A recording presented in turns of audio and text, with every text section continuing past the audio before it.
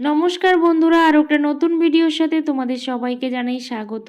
এখন শীতকাল, আর শীতকাল মানেই কিন্তু কাজের একটা প্রেশার সবসময় বেশি, কারণ বিছানাপত্র এগুলো কিন্তু সবসময় অগোছালো থেকে থাকে।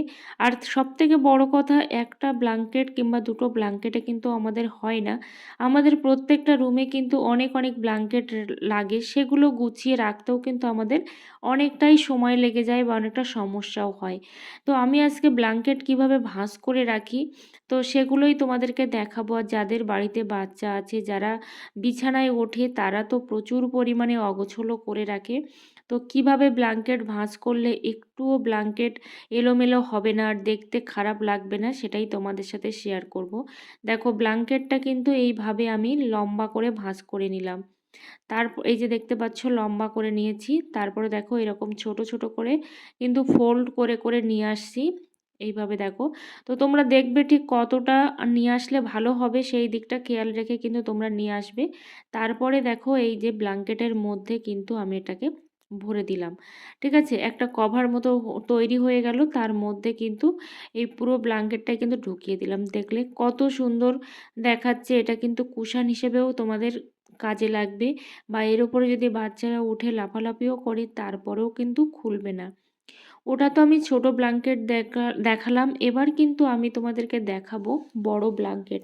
তো বড় ব্ল্যাঙ্কেটের মধ্যে কিন্তু আমাদের অনেক রকম সমস্যা হয়, যেমন আমাদের গুছিয়ে রাখতেও যেমন সমস্যা হয়, আর এটা যেহেতু খুব সফট, তার জন্য কিন্তু বাচ্চারা উঠে এর ওপরে প্রচুর পরিমাণে লাফালাফি করে। তো এইভাবে যদি তোমরা গুছিয়ে রাখো ব্ল্যাঙ্কেটটা, তাহলে কিন্তু একটু অগোছালো হবে না, দেখতে খারাপও লাগবে না, আবার কিন্তু খুব সুন্দরভাবে তোমরা গুছিয়েও রাখতে পারবে।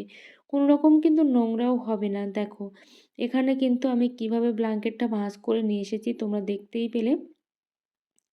আমি কিন্তু যে খোলা সাইড দুটো ছিল, সেই খোলা সাইডটা কিন্তু সামনের দিকে রেখেছি, মানে আমার কোলের দিকে রেখেছি। রেখে তারপরে কিন্তু আমি ফোল্ড করে করে নিয়ে এসেছি। দেখো, এখানে কিন্তু আমি আবারও একটা কভার মতো তৈরি করে তার মধ্যে কিন্তু ভরে দিলাম। এর ফলে কি হবে, ব্ল্যাঙ্কেটটা কিন্তু একটুও খুলে যাবে না, খুব ভালোভাবে থাকবে, আর একটু নোংরাও হবে না, বিছানাটা কিন্তু অগোছালোও হবে না।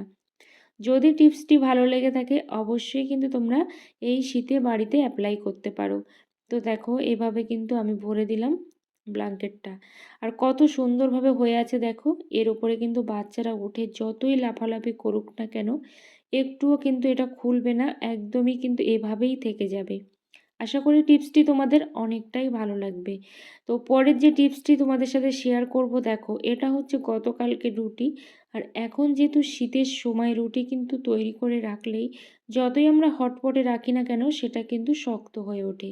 তো কিভাবে আমরা এই রুটিটাকে ফেলে না দিয়ে আবার নতুন করে খেতে পারি, তোমাদের সাথে সেটাই শেয়ার করব। দেখো, এখন যা দুর্মূল্যের বাজার, সেখানে কিন্তু বাসি রুটি বলে কোনো কথা নেই। তো বাসি রুটি যে ফেলে দিতে হবে, তারও কিন্তু কোনো মানে নেই। তো এই রুটিটা আমি আলাদা করে রেখে দিচ্ছি, কারণ আমি একটু রুটি মচমচে করে খেতে বেশি ভালোবাসি, তার জন্য। তো বাকি এই 3টে রুটি তোমাদের সাথে শেয়ার করব। দেখো, এইভাবে কিন্তু আমি প্রথমে ভাঁজ করে নিলাম। তারপরে যেটা করব, দেখো, এখানে নিচ্ছি একটা টিফিন কৌটো। অবশ্যই টিফিন কৌটোটা ভালো হতে হবে, কোনো রকম যেন ফাটা না হয়, তো সেই দিকটা খেয়াল রেখে। তারপরে দেখো, টিফিন কৌটোর মধ্যে কিন্তু এভাবে আমি আটকে দিলাম মুখটা। তারপর যে কাজটা করব, এইভাবে যদি তোমরা করো, তাহলে কিন্তু একটা রুটিও নষ্ট হবে না। তোমরা রুটিগুলোকে কিন্তু খুব সুন্দর করে খেতে পারবে, বাচ্চা থেকে বুড়ো কোনো রকম কিন্তু সমস্যা হবে না। তারপর দেখো, প্রেসার কুকারের মধ্যে দিয়ে দিয়েছি জল, আর জল দেওয়ার পরে কিন্তু আমি ঢাকনাটা আটকে দিয়েছি। অবশ্যই খেয়াল রাখবে জলটা যেন বাটির নিচে থাকে, বাটির যে ঢাকনার মুখ, সেটার থেকে যেন উপরে উঠে না যায়।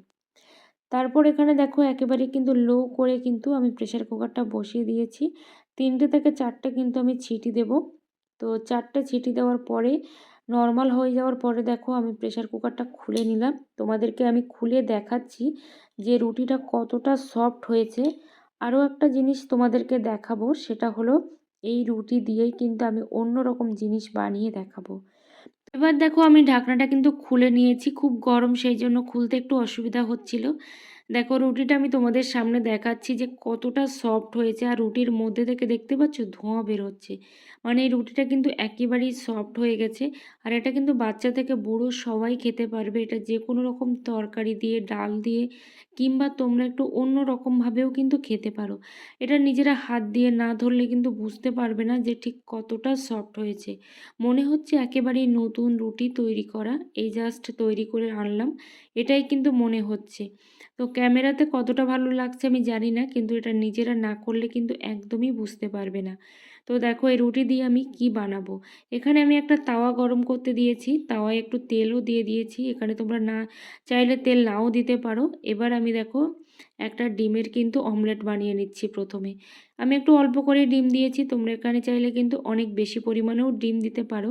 আর রুটি কিন্তু অনেকেই খেতে চায় না, যেমন বাচ্চারা তো খেতেই চায় না। শুধু শুধু ময়দা দিয়ে এগরোল না বানিয়ে এভাবে কিন্তু তোমরা রুটি দিয়েও এগরোল বানিয়ে দিতে পারো, কারণ ময়দাতে কোলেস্ট্রল থাকে। তো এইভাবে দেখো একটার ওপরে কিন্তু আরও একটা রুটি দিয়ে দিচ্ছি, এখানে সস ভেজিটেবলস দিয়ে কিন্তু তোমরা এগরোল বানিয়ে বাচ্চা থেকে বুড়ো সবাইকে কিন্তু পরিবেশন করতে পারো। খুবই টেস্টি কিন্তু এই জিনিসটা, তোমাদের সঙ্গে আর সেটা শেয়ার করা হয়নি। তো এইভাবে রুটিটা কিন্তু আমি সেঁকে নিচ্ছি এগরোল হিসাবে। তো পরের যে টিপসটি তোমাদের সাথে শেয়ার করব, দেখো এরকম তো ব্রেড আমাদের প্রত্যেকেরই বাড়িতে কম বেশি থাকে, কিন্তু টোস্টার সবার বাড়িতে কিন্তু থাকে না। তো টোস্টার যেহেতু সবার বাড়িতে থাকে না, সেই জন্য অনেকেই কিন্তু আমরা ব্রেড খাওয়া থেকে অনেকটাই দূরে থাকি। তো কিভাবে টোস্টার ছাড়াই আমি ব্রেড গরম করব সেটাই তোমাদেরকে দেখাবো খুব সহজভাবে, কারণ এটা এই ব্রেডগুলো দিয়ে কিন্তু আমরা অনেক রকম কাজও করে থাকি, সাথে কিন্তু আমরা বাটার দিয়েও খেয়ে থাকি। তো চলো এখানে আমি 4টে ব্রেড বের করে নিয়েছি, যেটুকু আমার লাগবে। তারপর এখানে প্রেসার কুকারটা দেখো গরম আছে, যেহেতু প্রেসার কুকারে আমি একটু আগেই কাজ করেছি, তো সেই জন্য প্রেসার কুকারটা গরম। এর উপরে কিন্তু এভাবে আমি ব্রেডটা দিয়ে দিলাম। তোমাদের যদি প্রেসার কুকারের ওপর না দিতে পারো, ভাতের হাঁড়ির ওপরেও কিন্তু দিতে পারো। সেখান থেকেও কিন্তু তোমরা গ্যাস না জ্বালিয়ে কিন্তু আলাদা করে গ্যাস খরচা না করে এভাবে ব্রেডগুলো কিন্তু গরম করে নিতে পারো। টিপসটি যদি ভালো লেগে থাকে অবশ্যই কিন্তু তোমরা বাড়িতে অ্যাপ্লাই করতে একটুও ভুলো না। তো দেখো এভাবে কিন্তু আমি ব্রেডগুলো সব গরম করে নিয়েছি, আর একেবারেই কিন্তু টোস্টারের মতো হয়েছে। একটু টাইম নিয়েই করবে, কারণ আমার যেহেতু গ্যাসটা অফ করা, সেই জন্য একটু টাইম লাগছে। যদি আমার গ্যাসটা অফ করা না থাকতো, তাহলে কিন্তু আরও তাড়াতাড়ি আমি ব্রেডটা গরম করে নিতে পারতাম। তো যতটা মনে হবে ঠিক ততটাই কিন্তু তোমরা গরম করে নিতে পারবে। এখানে আমি 3টে করেছি, তোমরা চাইলে আরও অনেক বেশি বেশিও করতে পারো, কোনো রকম অসুবিধা নেই। পরের যে টিপসটি তোমাদের সাথে শেয়ার করব, দেখো এখানে আমি কড়াইতে তেল দিয়েছি, আর তেলটার কালার দেখো, যেহেতু সরিষার তেল কিন্তু কালারটা কিন্তু একেবারেই চেঞ্জ হয়ে গেছে, একেবারেই পাতলা হয়ে গেছে। আর ভালো করে দেখো তেলটা কিন্তু কড়াইয়ের চারিদিকে লাগিয়ে নিচ্ছি। আর তেলটা দেখতে পাচ্ছ কোনো রকম গাঢ় কিন্তু নেই তেল। তো এই তেল দিয়ে আমি কি করব, বা এই কড়াইতে আমি কি করব, সেটাই তোমাদেরকে এখন দেখাবো। তো চলো তেলটা কিন্তু খুব ভালো করে কড়াইয়ের গায়ে লাগিয়ে নিয়েছি। আমরা অনেকেই আছি মাছ ভাজতে গিয়ে কিন্তু মাছ ভাজার আগে কিন্তু ভেঙে ফেলি। তো এখানে আমি মাছ ভাজবো, নদীর মাছ। নদীর মাছ হোক বা যে কোনো মাছ, তেল যদি পারফেক্টভাবে গরম করা যায়, তাহলে কিন্তু কোনো মাছই কড়াইয়ের গায়ে লাগে না। এখানে দেখতেই পেলে কতটুকু মাছ আর কতটুকু তেল আমি নিয়েছি, কিন্তু আমার মাছের থেকে কিন্তু তেলের পরিমাণটা অনেকটাই কম। তো দেখো আমি কিন্তু একটা মাছও এখন উল্টাইনি। তো তোমাদের সামনেই কিন্তু উল্টে দিচ্ছি, একটা মাছও কিন্তু আমার ভাঙিনি, দেখতে পাচ্ছ কত সুন্দর করে মাছগুলো উঠে চলে আসছে। একটা মাছও কিন্তু কেউ কারোর গায়ে লেগেও যায়নি। তো দেখতেই পেলে বেশি করে যখন আমরা তেলটা গরম করব, তখনই কিন্তু মাছটা একদম পারফেক্টভাবে ভাজা হবে। কারণ নতুন গৃহিণীরা কিন্তু এটাই করে, বুঝতেই পারে না ঠিক তেল কতটা গরম হবে। তো তার আগেই কিন্তু তেলে মাছটা দিয়ে দেয়, আর সাথে কিন্তু মাছটা যেমন লেগেও যায়, সাথে ভেঙে যায়, নষ্ট হয়ে যায়, দেখতেও খারাপ লাগে। তো অবশ্যই তোমরা টিপসটি ফলো করো, এইভাবে কোনো রকম প্রবলেম হবে না। যারা মাছ ভাজতে একেবারেই জানো না, একেবারেই নতুন, তারাও কিন্তু সুন্দর করে মাছটা ভেজে নিতে পারবে।